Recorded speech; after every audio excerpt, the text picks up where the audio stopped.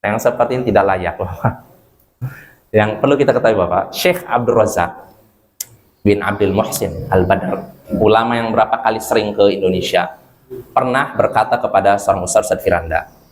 Ketika itu pas 5 tahun lalu atau 7 tahun yang lalu lah. Beliau memberikan syarat, selama ini kan beliau sering kan datang ke Indonesia kan. Beliau datang dari Arab Saudi ke Indonesia, naik kelas bisnis. Kelas bisnis nyaman kan. Tapi satu hari beliau menyatakan kepada Ustaz Firanda, wahai Firanda, saya nggak mau lagi datang ke Indonesia dengan syarat, kecuali kalau engkau memenuhi syarat saya. Lalu kata Ustaz Firanda, apa syaratnya, Syekh? Syaratnya saya harus di kelas ekonomi, bukan di kelas bisnis. Kan beda, Bapak ya. Kelas bisnis kan lebih enak lah, makanannya mungkin lebih lengkap, kursinya pun lebih empuk ya.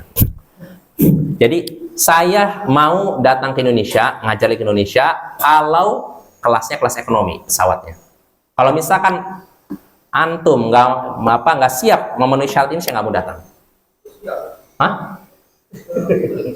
Ya, akhirnya kata Ustaz ini, ya Syekh, ya kalau mungkin dari Saudi ke Indonesia bolehlah kelas ekonomi, kan istilahnya masih nyaman kan. Tapi kalau kelas ekonomi dari Indonesia, misalnya dari Jakarta ke Padang ke Medan, ini kan rasanya sempit, ya kan? Oh ya kan? Kalau kita lihat ini kelas ekonomi pesawat itu kan sempit kan?